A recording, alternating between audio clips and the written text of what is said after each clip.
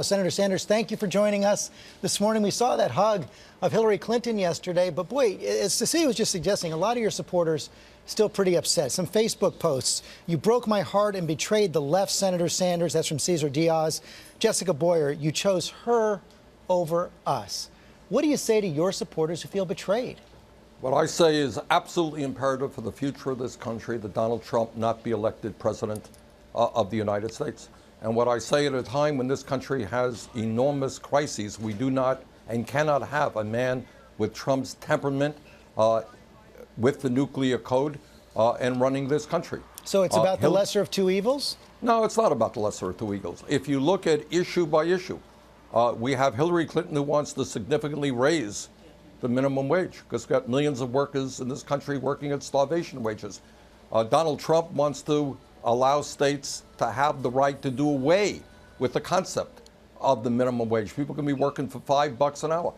Hillary Clinton wants to expand health care. Hillary Clinton wants to make public colleges and universities tuition free for all families in this country making $125,000 or less. Trump wants to end the Affordable Care Act and throw 20 million people off of health insurance. Trump does not even believe what the entire scientific community is telling us about climate change and the need to transform our energy system. As you know, Senator, though, not all of your supporters are convinced. So what more does Hillary Clinton need to do? And do you think it might help if you ran on the ticket with her? Are you open to that? Well, I think what Secretary Clinton needs to do is get around the country and make the case which candidate for president is stronger for the American middle class, for working families. And I think, George, when we start focusing on the real issues facing this country, the answer is going to be very clear. What Trump wants to do is give huge tax breaks, hundreds of billions of dollars in tax breaks to the wealthiest people in this country. That is pretty crazy. Are you open to being a running mate?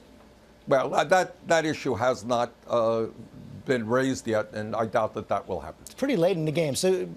But you would be considered if she asked. Well, look, right now, what my job is to do is to make sure that Hillary Clinton is elected president, that we defeat Trump, that we come up with a set of principles and an agenda that speaks to the needs of working families.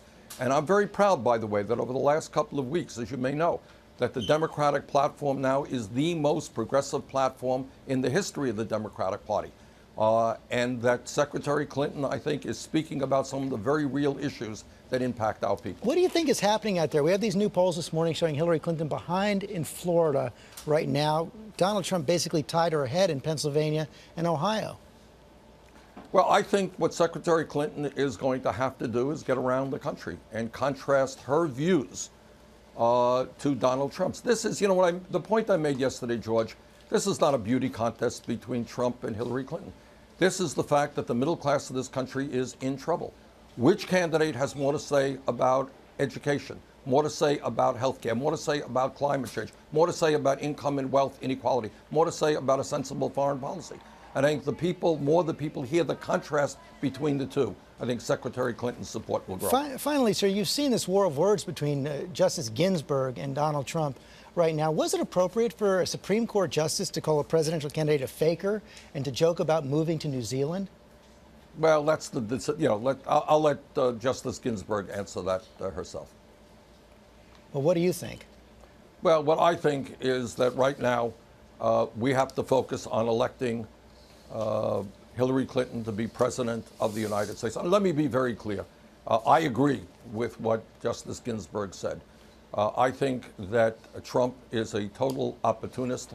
I do not believe anything that comes out of his mouth because I think the record is quite clear that he lies just a whole lot of the time.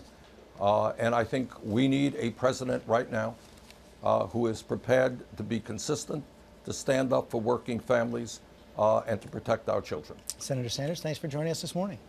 Thank you.